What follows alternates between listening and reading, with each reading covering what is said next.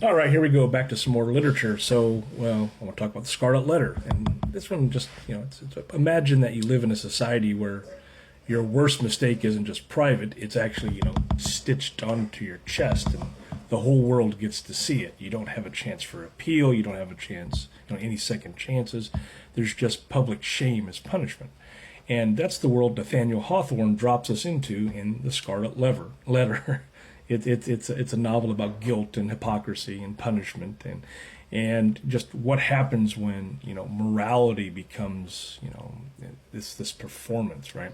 So let's talk about the world that Hawthorne is writing about here. So the novel is set in Puritan New England. It's in the mid 1600s or so, and you have a society that's built around these strict religious rules. You have public discipline, and you also have this belief that sin must be visible. And the Puritans believed that God watched everything and that sin infected the entire community. So public punishment kept society pure. So this is not a private world. So your actions, especially sexual ones, are everybody's business. And Hawthorne, who's writing this in 1850, looks back at this world with deep suspicion. He wasn't a Puritan, but his ancestors were. And this novel is, in many ways, him wrestling with their legacy.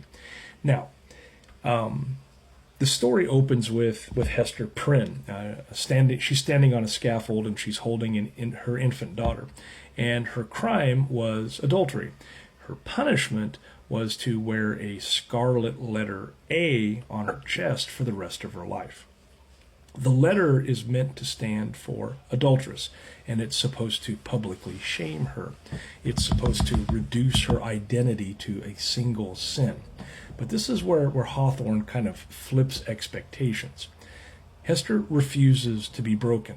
She works, she raises her child, she helps the poor, and slowly the meaning of the A starts to change.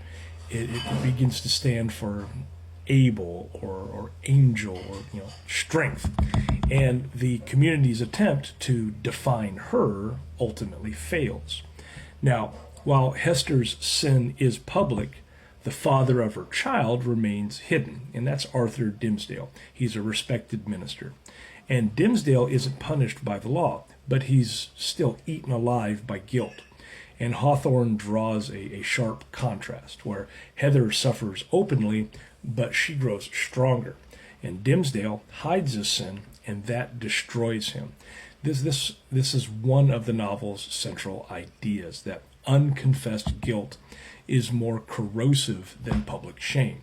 Now Hawthorne's not saying that sin doesn't matter. He's actually saying that hypocrisy matters more. Now, add to this, we have Roger Chillingworth. Now, that's Hester's husband, and he was presumed dead, and now he returns. And instead of rage, he chooses something even colder, right? Revenge. And he becomes Dimmesdale's doctor. And he studies him. He watches him suffer. And Chillingworth represents what happens when justice turns into obsession.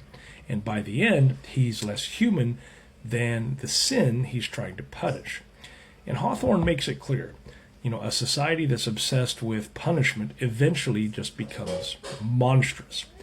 And despite the novel's reputation, The Scarlet Letter isn't just about adultery.